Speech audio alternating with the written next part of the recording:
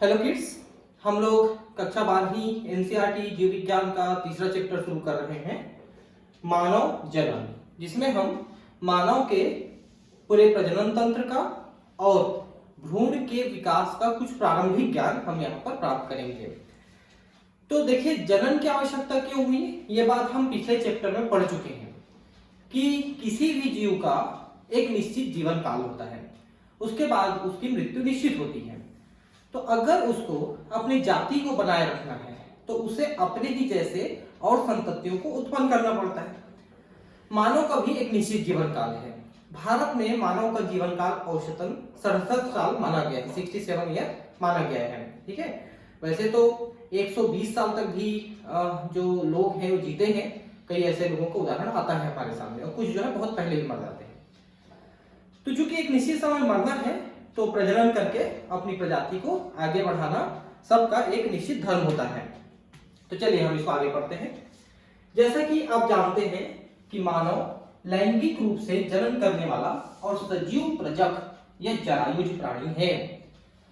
तो प्राणी मुख्यतः दो प्रकार के होते हैं, एक होता है सजीव प्रजक और दूसरा होता है अंड प्रजक। अंड प्रजक वे हैं जो अंडे पैदा करते हैं और उनके बच्चे, उनका भ्रूण अंडे के अंदर विकसित होता है। जैसे कि आप पक्षियों में देखे हैं, मुर्गी का अंडा पैदा होता है और उस अंडे के अंदर उसके चूजे का विकास होता है। तो स्तनियों को छोड़ करके बाकी लगभग सभी जीवों में अंड प्रजक है वो, और अंडा ही पैदा होता है। उनमें भी कुछ जीवों में एक्सेप्शनली वो जायरोइड प्रजक हैं जो बच्चे पैदा करते हैं। जैसे शार्क मछली है, शार्क मछली बच्चा पैदा करती है, लेकिन ज्यादातर जो मछलियां हैं और ज्यादातर जो प्राणी हैं जो स्तनियों को छोड़ करके हैं वे सभी अंड प्रजक हैं, और स्तनी जो है जायरोइड प्रजक हैं। हालांकि स्तनियों में भी कुछ स्तनी ऐसे होते हैं जिनको अपन प्रोटोथीरियंस कहते हैं। प्रोटोथीरियंस वे भी अंडे ही पैदा करते हैं। उसके बाद जो यूथीरियंस है वो बच्चे पैदा करते हैं। प्रोटोथीरियन में एक होता है प्लेटिपस और एक होता है इकाइडना। ये दो ऐसे प्राणी हैं जो अंडे पैदा करते हैं, लेकिन बाकी सभी स्तनी बच्चे पैदा करते हैं, और बाकी सभी स्तनियों को छोड़ करके वो अंडे पैदा करते हैं।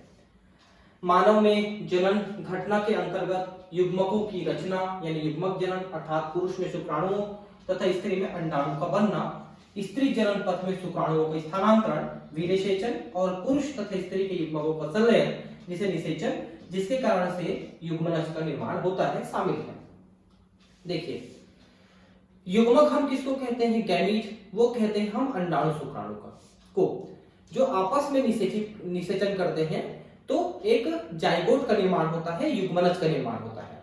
ठीक है, तो मानव में पुरुष के वृषण के अंदर शुक्राणुओं का निर्माण होता है, स्त्री में अंडाशय के अंदर अंडाणु का निर्माण होता है, और स्त्री अपने अंडाणु को अंडवाहिनी नलिका में, जिसको फेलोपियन ट्यूब कहते हैं, उसमें भेजती है।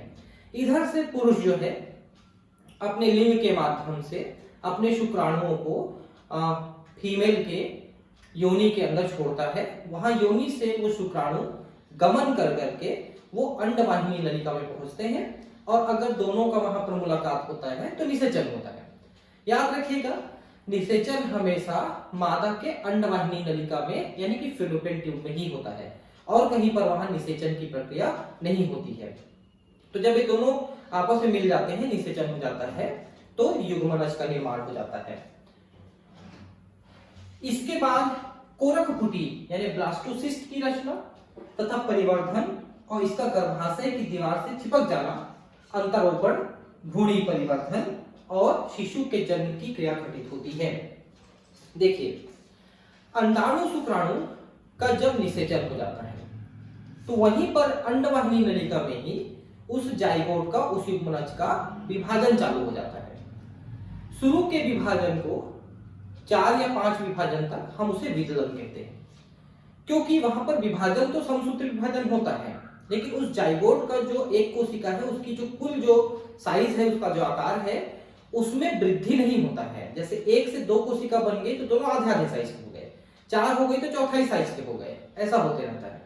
तो 16 कोशिकाओं के बनते तक उनमें कोशिकाओं में वृद्धि नहीं होती है और उसे हम मारुला कहते हैं।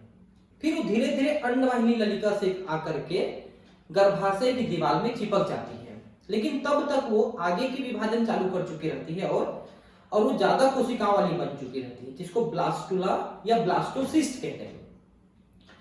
और जब तक वो ब्लास्टोसिस्ट बनती है तब तक वो यूट्रस में यानी कि गर्भाशय के पास पहुंच जाती है और गर्भाशय की दीवार से चिपक जाती है और वहां से पोषण मिलना उसको शुरू हो जाता है।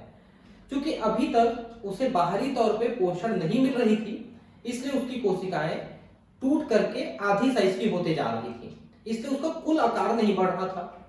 लेकिन अब जब गर्भाशय से चिपक जाएगी तो गर्भाशय से उसको पोषण मिलना चालू हो जाएगा, जिसके कारण से उसका आकार बढ़ने लगेगा और उसका कुल आकार बढ़ करके फिर धीरे धीरे वो एम्ब्रियो के रूप में और बच्चे के रूप में विकसित होगा। लेकिन वो तभी संभव है जब वो गर्भाशय से चिपकेगी और वहां से पोषण प्राप्त करेगी। तो शुरू में जब ब्लास्टोसिस्ट या ब्लास्टुला आती है गर्भाशय के पास तो उससे चिपक जाती है, चिपक के उसके अंदर प्रवेश कर जाती है, गर्भाशय की दीवार में घुस करके वो उसमें गायब हो जाती है, अंदर समा जाती है। उसे पर इम्प्लांटेशन या अंतर्वेशन कहते हैं। ठीक है, ये देखिए यहाँ पर अंतरोपण, ये अंतरोपण कहते हैं। फिर अंदर ही अंदर वो विकसित होके फिर से दीवार से धीरे धीरे बाहर आ जाती है और अपरा के माध्यम से वो दीवार से जुड़ी रहती है। अपरा क्या है? प्लेसेंटा। ये एक नली जैसी होती है, ट्यूब जैसी होती है, जो उधर मदर के गर्भाशय से और बच्चे की नाभि से जुड़ा होता है और दोनों के बीच में कनेक्शन बना के रखता है। और उसी कनेक्शन के द्वारा, अपरा के द्वारा भ्रूण को माता से पोषण, ऑक्सीजन ये सब प्राप्त होता है और बदले में वो अपना उत्सर्जी पदार्थ है, CO2 है, वो उसको मदर के यूट्रस को और गर्भाशय को दे देता है, जो उसके ब्लड में चला जाता है। लेकिन दोनों के ब्लड मिक्स नहीं होते, ध्यान रखेंगे। दोनों के बीच में एक लेयर होता है, एक दीवार होता है, इसके ब्लड और इसके ब्लड के बीच में एक दीवार होता है। लेकिन उस दीवार के आर पार जो है पदार्थों का आवागमन हो जाता है, लेकिन ब्लड दोनों का रक्त जो है आपस में मिक्स नहीं होता है। ठीक है, अब धीरे धीरे विकसित हो जाता है शिशु। मानव में शिशु के विकसित होने के लिए 9 महीने लगते हैं, 267 डेज, 267 दिनों में एवरेज मानव शिशु का विकास पूरा हो जाता है और फिर वो जन्म लेता है। तो मानव शिशु के जन्म की जो प्रक्रिया होती है उसे हम प्रसव या उसी को डिलीवरी या उसी को पार्टुरेशन के नाम से जानते हैं। ठीक है, तो जब मानव शिशु का विकास होते रहता है उस समय शुरू में हम उसे भ्रूण कहते हैं, बाद में हम उसे फीटस कहते हैं। तो शुरू के 8 हफ्तों तक यानी 2 महीने तक भ्रूण कहेंगे, उसके बाद हम उसे फीटस कहते हैं और फीटस जो है जन्म लेते तक पूरा विकसित होता है। और 3 महीने के अवधि में उसमें पहली बार रक्त का निर्माण होता है। शिशु में रक्त का निर्माण 3 महीने में होता है और 3 महीने के होते होते तक बच्चा हालांकि बहुत छोटे साइज का रहता है, एकदम छोटे साइज का, लेकिन फिर भी उसमें शरीर के लगभग सभी अंग विकसित हो चुके रहते हैं, बन चुके रहते हैं। हाथ, पैर, नाक, मुंह, आंख, मुंडी सब कुछ लगभग बन चुका रहता है। मतलब 3 महीने के बच्चे का अगर जन्म करा दोगे तो एकदम छोटा सा रहेगा, लेकिन वो पूरा एक शिशु जैसा आपको दिखेगा।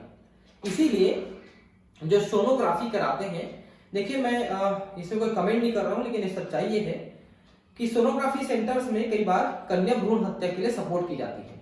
मतलब क्या कि जैसे कई लोग आते हैं कि भाई मुझे जानना है कि ये लड़की है कि लड़का है, तो बोलते हैं कि 2.5 से 3 महीने के बाद ही आना, क्योंकि उसके बाद वो लिंग बन चुका रहेगा तो हम उसको देख के समझ पाएंगे, ऐसा बोल देते हैं वो।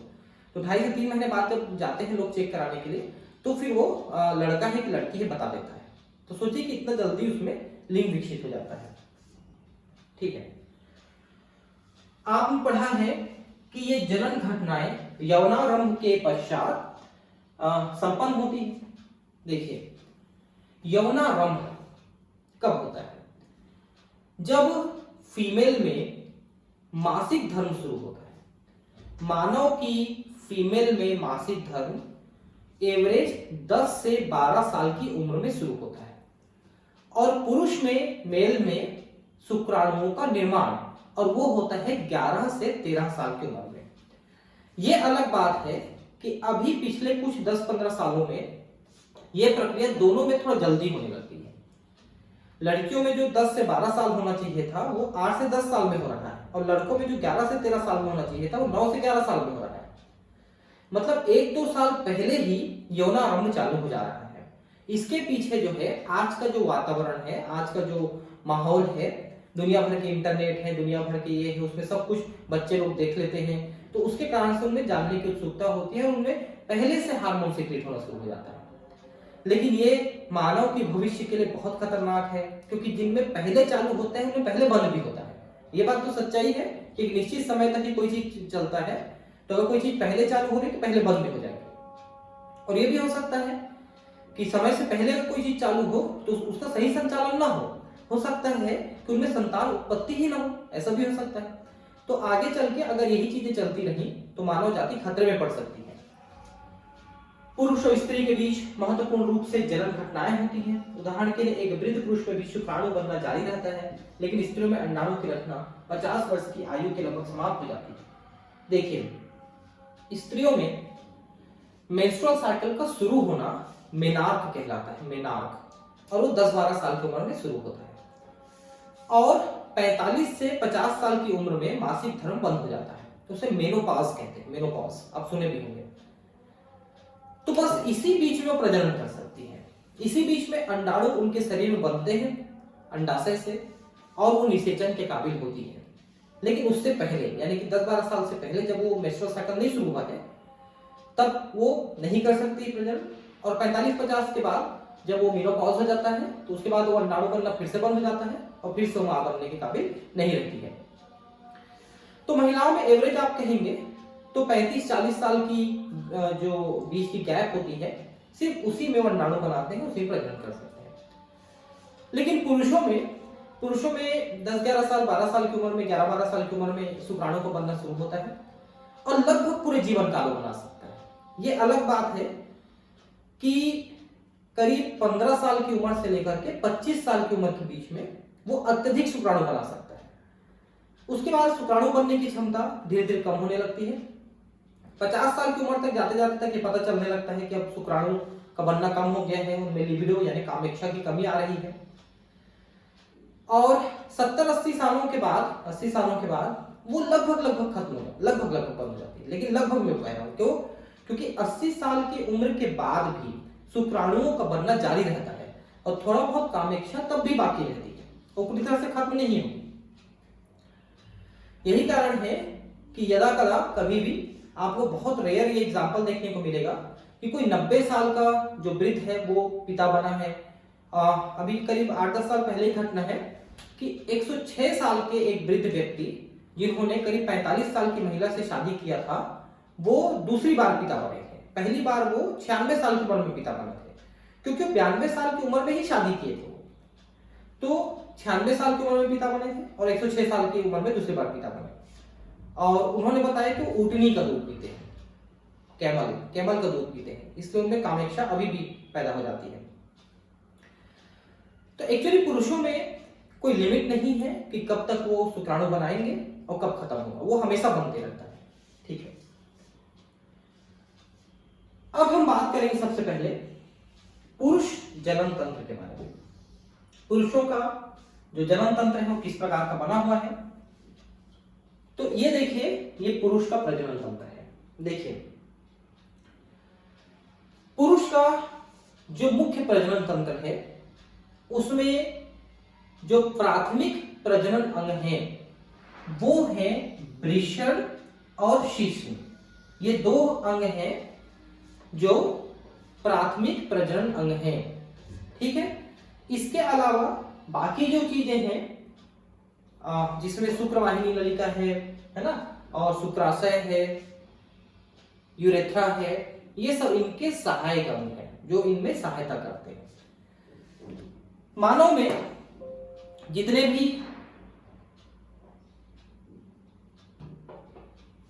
मानव के अलावा जितने भी स्तनी हैं, ज्यादातर स्तनियों में जो वृषण है वो उदर गुहा के बाहर एक अलग से पाउच में रखा गया है, एक अलग से थैली में रखा गया है। उस थैली को हम कहते हैं वृषण कोश। ऐसा इसलिए रखा गया है क्योंकि वृषण को शुक्राणु बनाने के लिए और टेस्टोस्टेरॉन हार्मोन बनाने के लिए, क्योंकि ये दो चीजें बनाती है। शुक्राणु और टेस्टोस्टेरॉन हार्मोन बनाने के लिए शरीर से 1-2 डिग्री सेल्सियस कम तापमान की आवश्यकता होती है। जैसे हमारे शरीर की तापमान 37 डिग्री सेल्सियस है, तो उसमें 1-2 डिग्री कम रहेगी तापमान, तभी वो शुक्राणुओं का निर्माण कर सकता है। इसलिए मानव में और ज्यादातर स्तनियों में, मैंने कहा ज्यादातर क्योंकि हाथी में ये उदर गुहा के अंदर है, और जितने भी समुद्री स्तनी है जैसे नीली व्हेल है, डॉल्फिन है, सी काऊ है, इनमें भी शरीर के अंदर है। बाकी लगभग सभी मैमल में, जैसे आप देखना कि कैटल्स हैं, जितने भी चौपाए हैं, ये बैल है, भैंसा है, इन सब में बाहर ही है। ठीक है, तो 1-2 डिग्री कम तापमान की आवश्यकता होती है, इसलिए वृषण कोश में रखी गई है शुक्र ये वृषण को। ठीक है, इसके और आगे हम बात करेंगे इसकी संरचना के बारे में। अभी एक बार मैं यहां पर बता देता हूं, ये साइड व्यू है, साइड से दिख रही है, और यहां से एक जुड़ी हुई एक छोटी सी यहां पर थैली जैसी ही दिखती है, वो भी जो वृषण से जुड़ी रहती है, उसे हम कहते हैं एपिडाइडिमिस। और वहां से शुक्रवाहिनी नलिकाएं निकलती हैं, एक एक नलिका दोनों तरफ के वृषण से निकलती हैं, और ये आगे चल के यहां पर एक थैलीनुमा और संरचना बनाती है, इसे हम कहते हैं शुक्राशय। यहां पर मूत्राशय है, मूत्राशय से एक नली निकलती है, इसको हम कहते हैं कंद्रमूत्र पथ कहते हैं, कंदमूत्र पथ, इसको कंद्रमूत्र पथ, मतलब ये जो है एक प्रकार से मूत्र मार्ग है, इसको यूरेथ्रा कहते हैं इंग्लिश में, यूरेथ्रा। ये नाम आपको मैं इंग्लिश में जरूर बताऊंगा, ठीक है, यूरेथ्रा। तो मूत्राशय से मूत्रवाहिनी नलिका यूरेथ्रा निकलती है, इसी से शुक्रवाहिनी नलिका भी जुड़ी होती है। ठीक है, लेकिन यहां पर आप देखिए कि शुक्रवाहिनी नलिका और शुक्राशय जहां पर जुड़ते हैं, वहां से जो नली निकलती है, इस नली को हम स्खलन नली कहते हैं, स्खलन वाहिनी कहते हैं। स्खलन का मतलब क्या होता है? स्खलन का मतलब होता है वीर्य निकलना, वीर्य का मोचन, वीर्य निकलना। तो देखिए पुरुष में ये जो नली है जो शिश्न से होकर गुजरती है, ये दिन में कई कई बार मूत्र का वहन करती है, मूत्र निकलती है उससे। लेकिन जब पुरुष जो है वो मैथुन क्रिया करता है, उसके बाद उसमें से वीर्य बाहर आता है। तो वीर्य बाहर आने की जो प्रक्रिया है वो मैथुन की अंतिम प्रक्रिया है। उसके बाद वो उसका जो उत्तेजना है वो शांत हो जाता है, तो उसी वीर्य का बाहर आना स्खलन कहलाता है। तो मैथुन करते समय ये वाली जो मूत्र वाली जो नली है वो बंद हो जाती है और ये वाली नली खुल जाती है। तो यहां से जो है वीर्य जो है बाहर आनी शुरू होती है, इसलिए हम इस नली को स्खलन नली कहते हैं।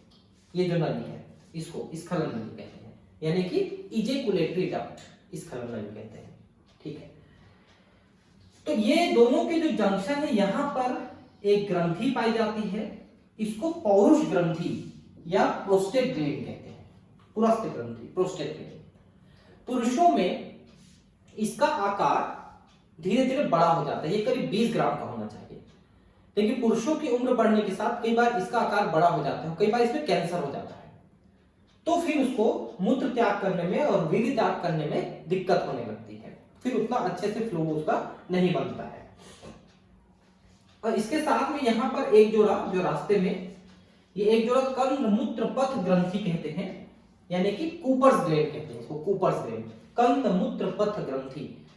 ये क्या करता है, जब पुरुष मैथुन क्रिया के लिए उत्तेजित होता है और उसका शिश्न जो है उत्तेजित होता है, उस दौरान ये यहां से एक द्रव का श्रावण करती है, चिकने चिकने द्रव का श्रावण करती है, जो शिश्न के मुंड के ऊपर फैल जाता है, और जब ये योनि के अंदर प्रवेश करके उसमें मैथुन की क्रिया करता है, उस दौरान ये चिकनाई पैदा करता है।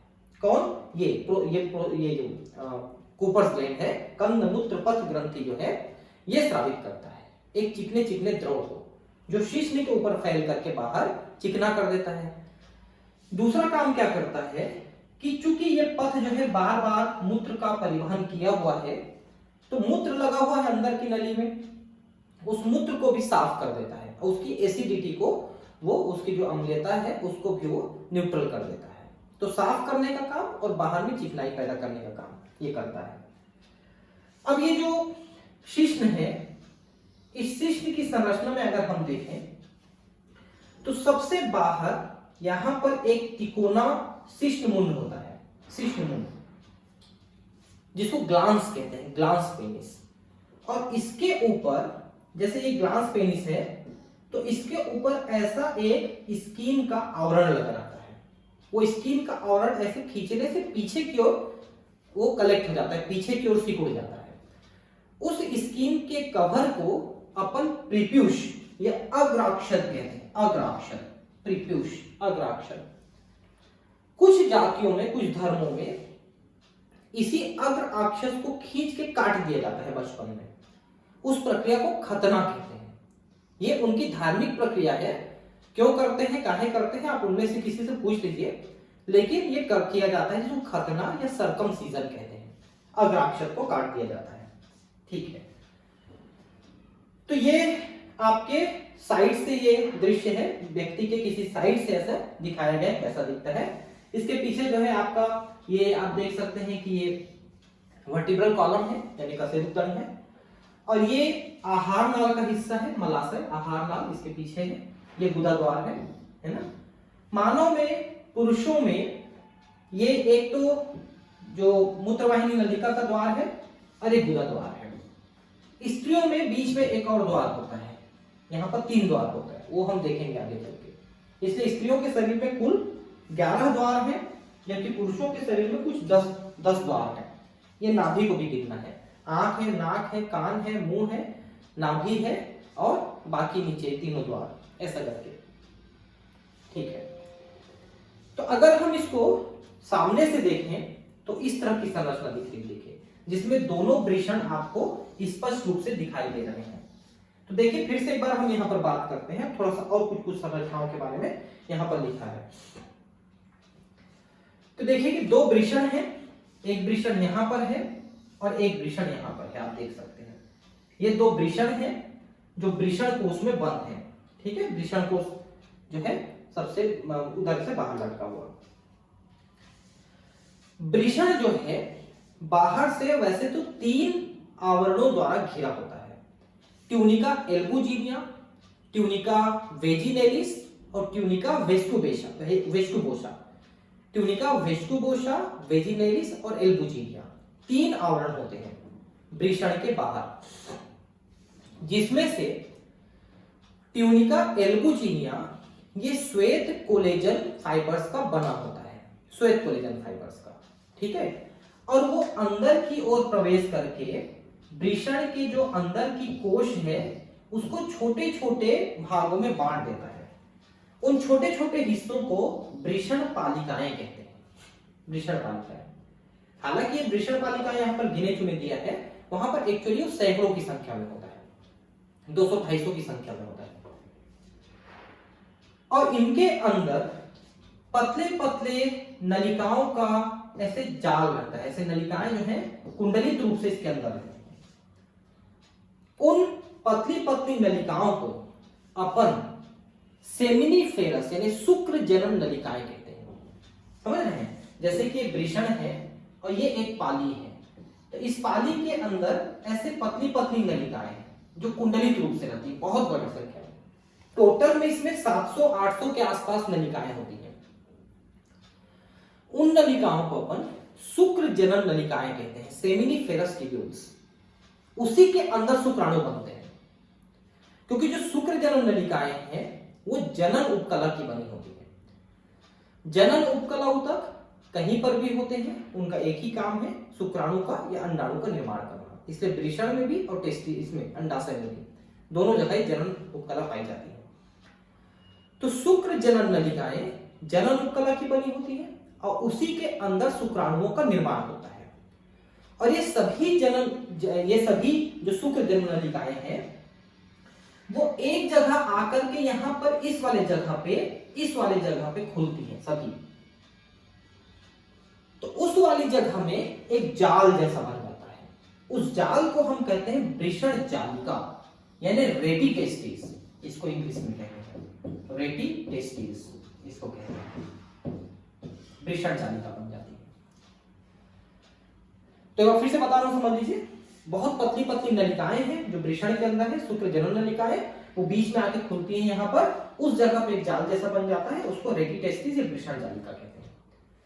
फिर यहां से और पतली पतली नलिकाएं बाहर निकलती हैं। इन नलिकाओं को अपन कहते हैं वासा इफ्रेंशिया, वासा इफ्रेंशिया, शुक्र वाहिका, वासा इफ्रेंशिया कहते हैं इसको, वासा इफ्रेंशिया।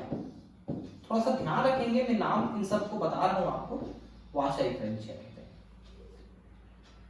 और इनसे फिर एक ऐसे पाउच जैसी एक संरचना बनी हुई दिख रही है आपको। एक्चुअली ये पाउच नहीं है, ये उन्हीं नलिकाओं की अत्यधिक कुंडलित हो जाने से बनी हुई एक संरचना है, और इस संरचना को हम कहते हैं अधिवृषण या एपिडाइडमिस, एपिडाइडमिस। फिर यहां से एक नली निकलती है जिसको अभी आपने कहा था शुक्रवाहिनी नलिका, शुक्रवाहिका यानी वास डिफरेंस, वास डिफरेंस। यहां से जो पतली नलिकाएं निकली थी, एक एक नलिका को वास इफ्रेंस, बहुत सारी नलिकाएं थी वासा इफ्रेंसिया, समझ लीजिए आप, शुक्रवाहिका। और यहां से जो निकली एपिडाइडमिस से, यानी कि आपके अधिवृषण से जो निकली, उसे हम कहते हैं शुक्रवाहक, यानी कि वास डिफरेंस।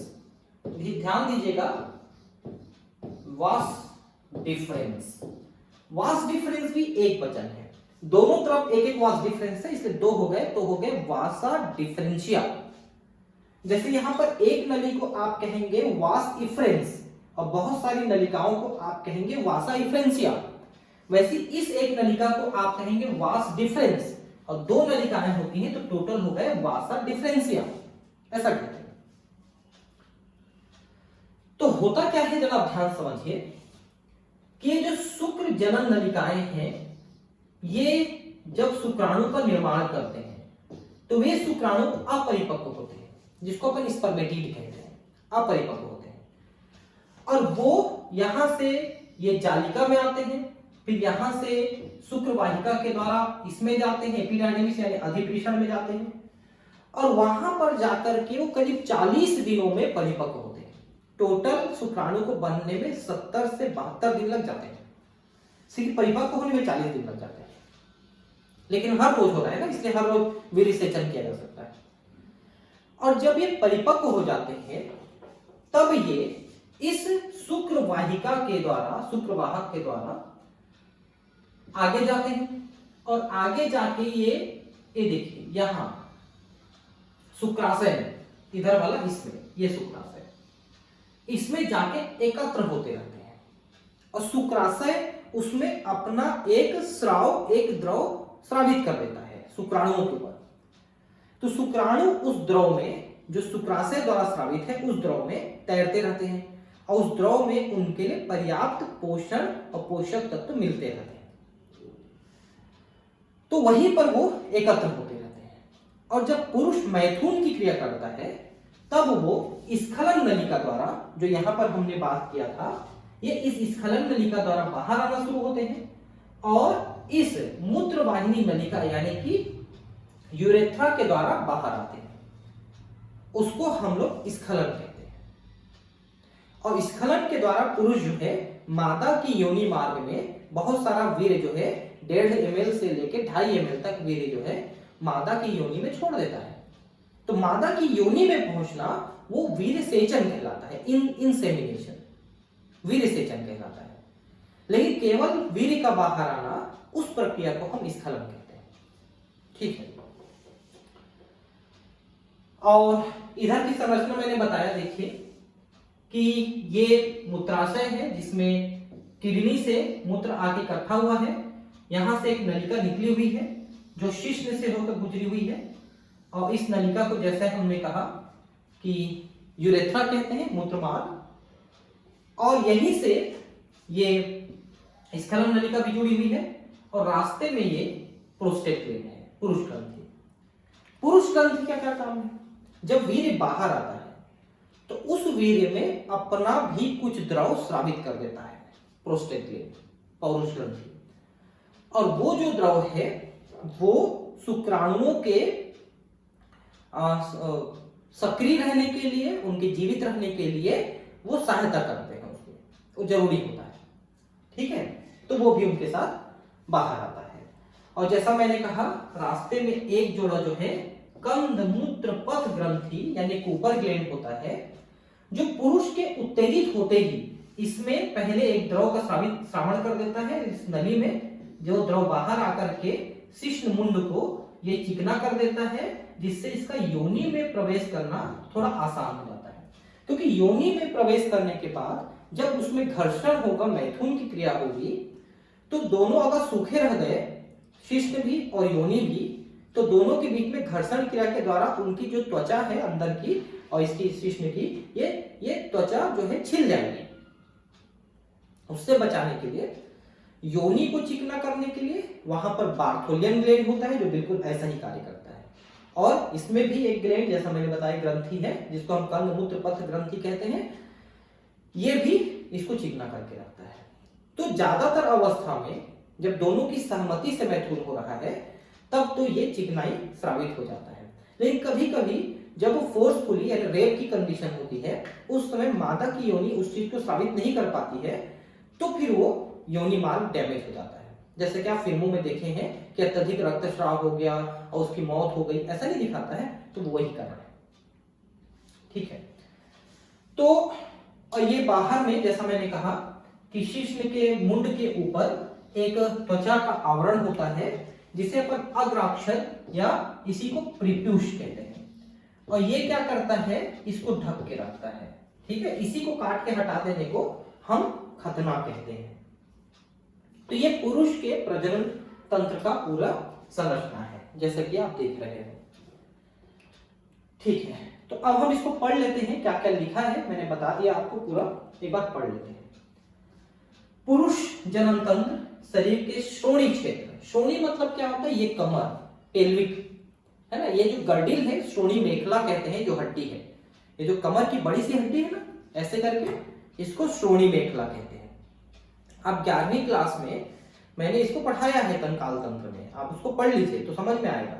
ये श्रोणी मेखला है, तो यहीं पर आपके प्रजनन तंत्र होते हैं, मादा में भी और पुरुष में भी।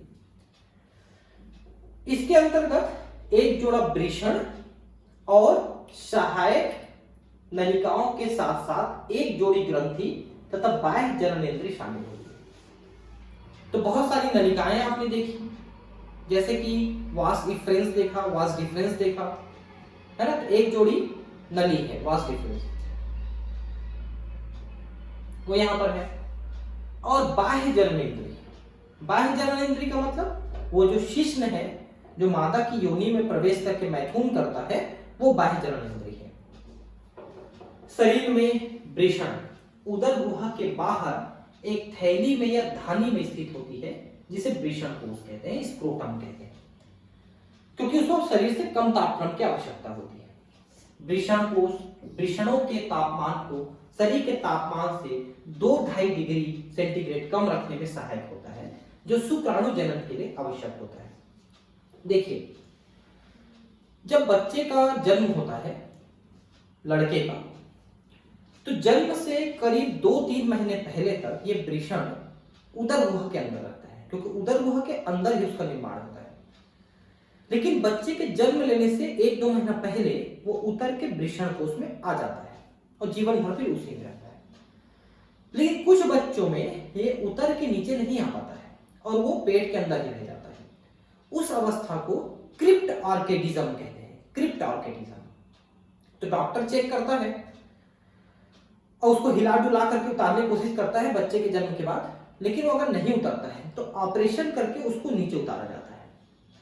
क्योंकि अगर वो वृषण कोश में नहीं उतरा और जिंदगी भर अगर उदर गुहा में रह गया, तो फिर वो बड़े होने पर शुक्राणु का और पुरुष हार्मोन टेस्टोस्टेरोन का निर्माण नहीं कर पाएगा और वो बच्चा किन्नर बनेगा, मतलब उसमें पुरुष जैसे लक्षण नहीं आएंगे, वो हिजड़ा हो जाएगा, स्टेराइल हो जाएगा, बंद हो जाएगा।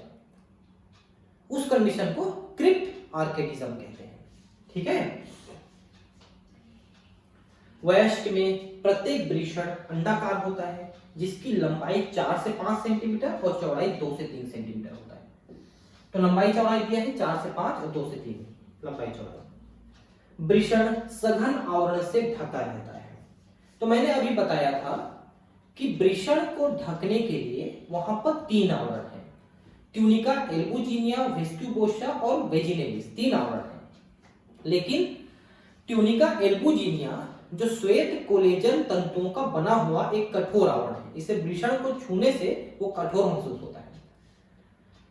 तो वो अंदर की तरफ ऐसे प्रवेश करके, वृषण के गुहा के अंदर प्रवेश करके उसकी गुहा को छोटे छोटे छोटे पालियों में विभाजित कर देता है। 200-250 के आसपास पालियां होती हैं और हर पाली में 2 से 3 या 4 तक वहां पर शुक्र जनन नलिका होती है, कुंडली के रूप में शुक्र जनन। इससे टोटल शुक्र जनन नलिका 750 से 1000 हो जाती है टोटल।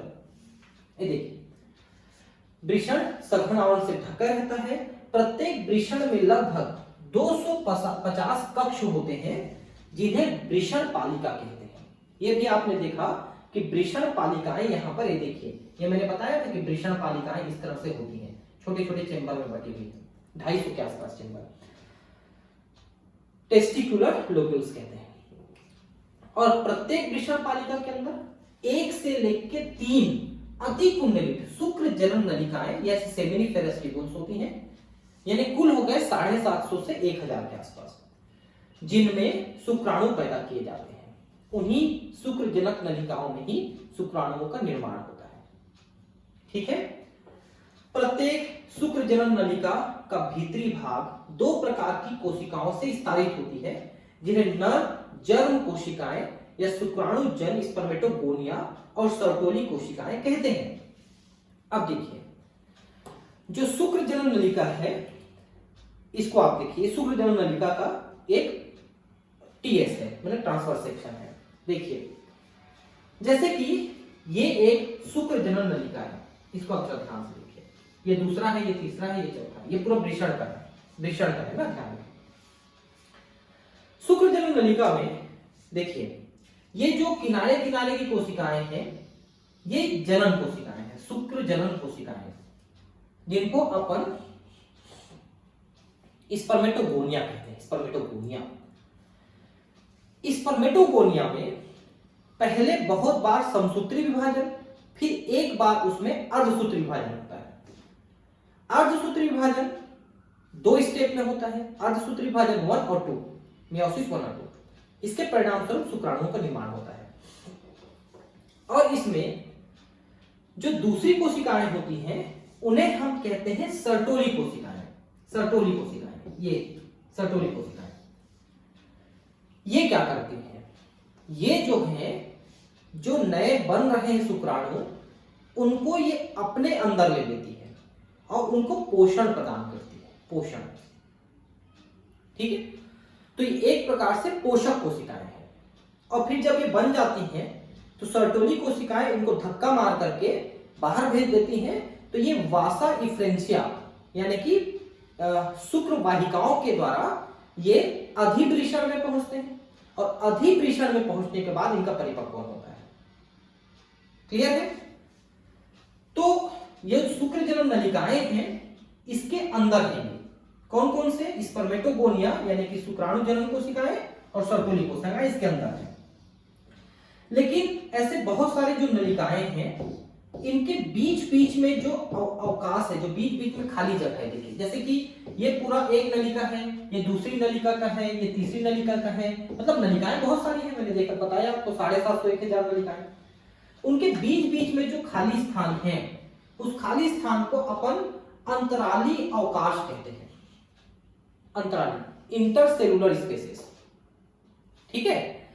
इनमें भी कुछ कोशिकाएं पाई जाती हैं, इनको अपन अंतराली कोशिकाएं या लेडिग सेल कहते हैं। लेडिग सेल, लेडिग कोशिकाएं कहते हैं। और ये कोशिकाएं क्या करते हैं? ये पुरुष हार्मोन का स्रावण करते हैं। और पुरुष के हार्मोन का क्या नाम है? उसका नाम है टेस्टोस्टेरोन। पुरुष हार्मोन का नाम है टेस्टोस्टेरोन, उसका श्रावण करते हैं। ठीक है, तो फिर से बता दे रहा हूं, नलिका के अंदर स्पर्मेटोगोनिया जो शुक्राणु बनाते हैं, सर्टोली कोशिकाएं जो शुक्राणुओं को पोषण प्रदान करते हैं, और नलिकाओं के बाहर के खाली जगहों पे ये कोशिकाएं जिनको लेडिक या अंतराली कोशिकाएं कहते हैं, ये बनाते हैं आपका टेस्टोस्टेरोन हार्मोन, ये टेस्टोस्टेरोन हार्मोन बनाते हैं। ठीक है, तो ये देखिए शुक्राणु जनन यानी स्पर्मेटोगोनिया और सर्टोली कोशिकाएं होती है। नर जन्म कोशिकाएं यानी कि ये स्पर्मेटोगोनिया अर्धसूत्री विभाजन के द्वारा शुक्राणुओं का निर्माण करती हैं। देखिए अर्धसूत्री विभाजन का मतलब आपको पता है कि जब ये कोशिकाएं विभाजन करती हैं तो जो क्रोमोसोम यानी कि गुणसूत्रों की संख्या वो आधी रह जाती है। आपको पता है कि हमारे जो शुक्राणु हैं और अंडाणु हैं उनमें हमारे सामान्य कोशिकाओं की तुलना में आधे गुणसूत्र होते हैं, इसे अगुणित अवस्था कहते हैं। ठीक है, और जो बाकी कोशिकाएं हैं उसमें द्विगुणित अवस्था होती है जिसमें 46 गुणसूत्र होते हैं, उनमें 23 होते हैं अंडाणु शुक्राणु में। तो अर्धसूत्री विभाजन के द्वारा जो गुणसूत्र हैं उनकी संख्या को आधी की जाती है, इसलिए उसका नाम अर्धसूत्री विभाजन है। ठीक है, तो ये अर्धसूत्री विभाजन उन्हीं कोशिकाओं में होता है जो मैंने अभी कुछ देर पहले दिखाया था, जिनको अपर स्पर्मेटोगोनिया कहते हैं, उससे शुक्राणु का निर्माण होता है। जबकि सर्टोली कोशिकाएं जर्म कोशिकाओं को पोषण प्रदान करती हैं, अभी मैंने बताया था इस चीज को, है ना। शुक्राणु जर्म नलिकाओं के बाहरी क्षेत्र को अंतराली अवकाश या इंटरस्टिशियल स्पेस कहा जाता है। मैंने ये भी बताया कि नली है बहुत सारे, ये नली, ये नली, ये नली, तो इन नलियों के बाहर के जो अवकाश है, स्पेस है, इसको इंटरस्टिशियल स्पेस कहते हैं। और इन स्पेसेस में रहते हैं लेडिक सेल या अंतराली कोशिकाएं जो टेस्टोस्टेरोन हार्मोन का स्रावन करती हैं। इनमें छोटी छोटी रुधिर वाहिकाएं और अंतराली कोशिकाएं इंटरस्टिशियल सेल्स या लेडिक सेल्स पाई जाती हैं। लेडिक कोशिकाएं पुंजनन यानी कि एंड्रोजन टेस्टोस्टेरोन हार्मोन नामक वृषण हार्मोन संश्लेषित व स्रावित करती हैं। यहां पर कुछ अन्य कोशिकाएं भी होती हैं जो प्रतिरक्षात्मक कार्य करने में सक्षम होती हैं। देखिए वृषण भी चूंकि ऊतक है तो उसमें भी ये जो जीवाणु, विषाणु, रोगाणु इनका प्रवेश होते रहता है, तो उनको खत्म करने वाले वहां पर भक्षक कोशिकाएं भी होती हैं। ठीक है, और एक और चीज बता देते हैं कि मान लो पुरुष जो है लंबे समय तक मैथुन नहीं करता है और शुक्राणुओं को त्याग नहीं करता है, तो शुक्राणु सब तरफ एकदम भर जाते हैं, पैक हो जाते हैं। मान लो ऊपर शुक्राशय में और शुक्रवाहिनी नलिका में, एपिडाइडिमिस यानी अधिवृषण में, इधर सब तरफ भर गए शुक्राणु, निकल ही निकल है, ब्रह्मचारी है। तो फिर क्या करेंगे? तो एक तो शुक्राणुओं का बनना कम कर दिया जाता है या रोक दिया जाता है। दूसरा कि वो जो है जो अतिरिक्त शुक्राणु बन रहे हैं उसको भी वो भक्षी कोशिकाएं खा करके खत्म करते हैं। और अगर शुक्राणुओं का निकलना जारी है, वो विवाहित पुरुष है, शुक्राणु हर समय त्याग करते रहता है, तो अत्यधिक शुक्राणु बनना चालू भी रहते हैं। ठीक है, पुरुष लिंग सहायक नलिकाओं के अंतर्गत वृषण जालिकाएं, ये भी मैंने आपको बताया कि सभी शुक्र जनन नलिकाएं जो 750 से 1000 की संख्या में है, वो ये वृषण के एक जगह पे आके खुलते हैं, तो यहां पर एक जाल जैसा बन जाता है, उसे हम कहते हैं वृषण जालिका या रेटिटेस्टिस कहते हैं इसको। ठीक है, फिर यहां से पतली पतली नलिकाएं निकलती हैं। इन नलिकाओं को अपन शुक्र वाहिकाएं यानी वास इफ्रेंशिया कहते हैं। देखिए वास इफ्रेंशिया। फिर ये एपिडाइडिमिस यानी कि अधिवृषण से अधिवृषण को बनाते हैं, ये भी एक कुंडलित नलिका है, अधिवृषण को बनाते हैं एपिडाइडिमिस। फिर अधिवृषण से एक नलिका निकलती है, इसको हम कहते हैं शुक्र वाहक यानी कि वास डिफरेंस कहते हैं, वास डिफरेंस। ठीक है, तो छोटे छोटे चेंबर्स में हैं शुक्र जनन नलिकाएं जो बीच में खुलती हैं रेटिटेस्टिस में यानी कि वृषण जालिका में। फिर यहां से वास इफ्रेंस निकलते हैं जो शुक्र वाहिकाएं कहलाती हैं। जो एपिडार्मिस यानी अधिवृषण में जाते हैं, और वहां पर एक कुंडलित नलिका 2-2.5 मीटर के आसपास की, फिर वहां से एक नलिका निकलती है वास डिफरेंस या शुक्रवाहक नलिका, जो ऊपर जाकर के शुक्राशय में खुलती है। वृषण की शुक्रजनक नलिकाएं वृषण नलिकाओं के माध्यम से शुक्रवाहिकाओं में खुलती हैं। यह शुक्रवाहिका वृषण से चल के अधिवृषण में खुलती है, जो प्रत्येक वृषण के पश्च सतह पर स्थित होती है। ठीक है, ये सारी चीजें मैंने अभी आपको बताई। यह अधिवृषण शुक्रवाहक की ओर बढ़ते हुए उदर की ओर ऊपर जाती है, तो शुक्रवाहक वहीं से निकली है और मूत्राशय के ऊपर की ओर लूप बनाती है। ठीक है, इस पर एक विशेष बात को थोड़ा ध्यान दीजिए, मैं आपको दिखा देता हूं एक मिनट। ठीक है, ये यहां पर देखिए, ठीक से दिख नहीं रहा है, मैं आपको दिखाता हूं, देखिए ध्यान से थोड़ा सा। ये जो मूत्राशय है ना, इसमें मूत्र आता है ऊपर किडनी से, ये किडनी से मूत्र आ रहा है, तो किडनी से जो नली जुड़ी हुई है और नीचे आ रही है, ये मूत्र वाहिनी है। ठीक है, जिसको अपन यूरेटर कहते हैं, और ये जो है मूत्राशय में पहुंची हुई है, ऐसे मूत्राशय में।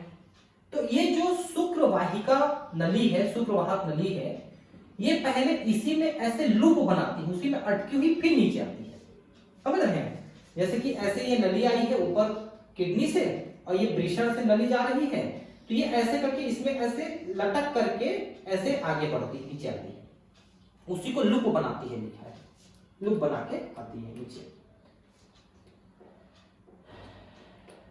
ठीक है, इसमें शुक्राशय से एक वाहिनी आती है और मूत्र मार्ग में स्खलनीय वाहिनी के रूप में खुलती है।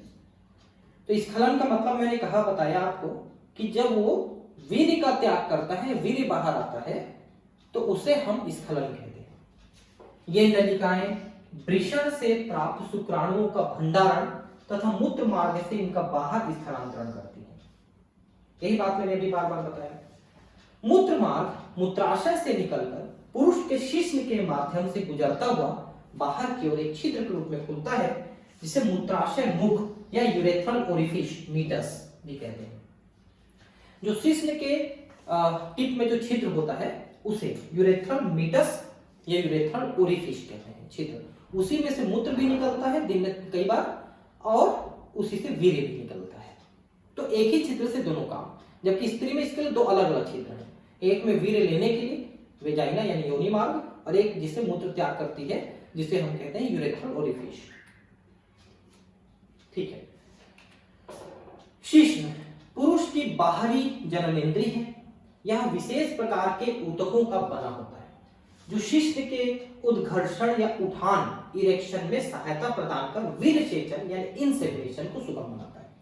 देखिए, पुरुष का जो शिश्न होता है उसमें कोई अस्थि, कोई हड्डी नहीं होती है। उसमें ना 3 प्रकार की पेशियां होती हैं, 3 पेशियों की बंडल होती है। 2 पेशियों को कार्पोरा कवर्नोसा कहते हैं और एक पेशी को कार्पोरा स्पंजोसम कहते हैं। ये पेशियां होती है, और इन पेशियों के आसपास जो है पूरे रक्त की जो वाहिनाएं हैं, धमनी है, शिरा है, वो जाया जाती है। तो जब पुरुष के दिमाग में मैथुन क्रिया के लिए उत्तेजना आती है, तो वो अपने आप उत्तेजना लिंग तक पहुंचती है। तो उसके आसपास के जो रक्त वाहिनियां हैं, उनमें से रक्त निकल करके उन्हीं जो मसल्स हैं, जो पेशियां हैं, जो शिश्न को बनाई हुई है, उसमें भर जाती है। पेशियां वहां पर रक्त के भरने के लिए उसमें जगह होती है। तो जैसे कि गुब्बारे में एक लंबा गुब्बारा है, उसमें आप पानी या हवा भर दोगे तो गुब्बारा खुल जाता है, और बहुत छोटा सा गुब्बारा बहुत बड़े साइज का हो जाता है, वैसे ही हो जाता है। शिश्न के अंदर जो पेशियां हैं उसमें रक्त भर जाती है, और रक्त भर जाने से वो शिश्न जो है वो फूल के कड़ा और बड़ा साइज का हो जाता है। उसी को शिश्न का उत्तेजित होना या उठान कहते हैं, इरेक्शन कहते हैं। अब इसके बाद 2 अवस्था हो सकती है, या तो वो मैथुन करेगा या नहीं करेगा, क्योंकि ये जो शिश्न का उठान है वो थोड़ा सा भी जो है मैथुन क्रिया के बारे में सोचने से आ जाता है, लेकिन हर बार वो मैथुन की क्रिया नहीं करेगा। तो अगर मैथुन की क्रिया नहीं करता है और उसका ध्यान किसी और काम में लग जाता है तो भी शिश्न का ये उठान वापस शिथिलित हो जाता है, वापस वो जो रक्त है वो उन्हीं वाहिनियों में चला जाता है और शिश्न अपने नॉर्मल अवस्था में आ जाता है।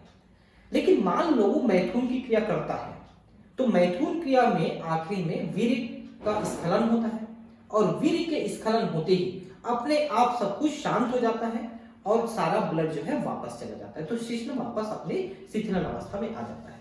तो मैथुन करेगा तो भी आएगा, नहीं करेगा तो भी आएगा।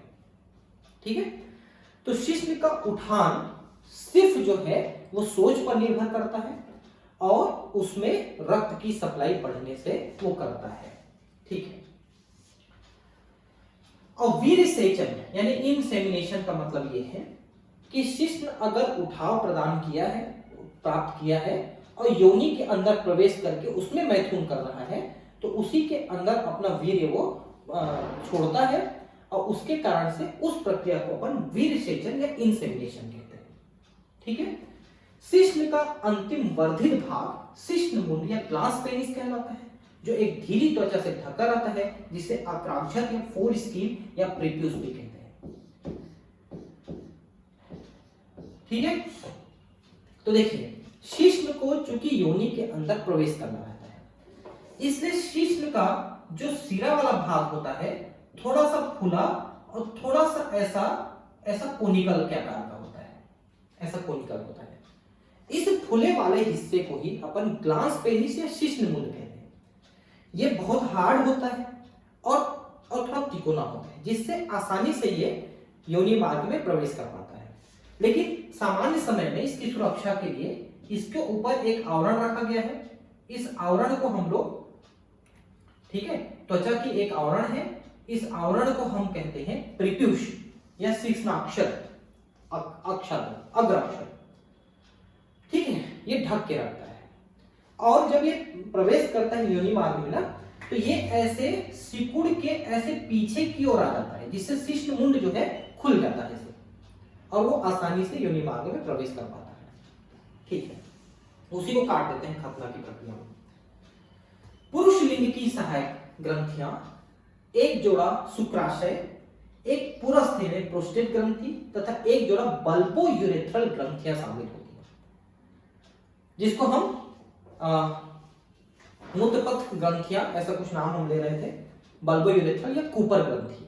ये चिकनाई पैदा करता है और ये पुरुष ग्रंथि वीर्य के अंदर अपना भी द्रव स्रावित करता है और शुक्राशय तो आप जानते हैं कि शुक्राणुओं को इकट्ठा करता है और उसमें ये अपना स्राव छोड़ता है।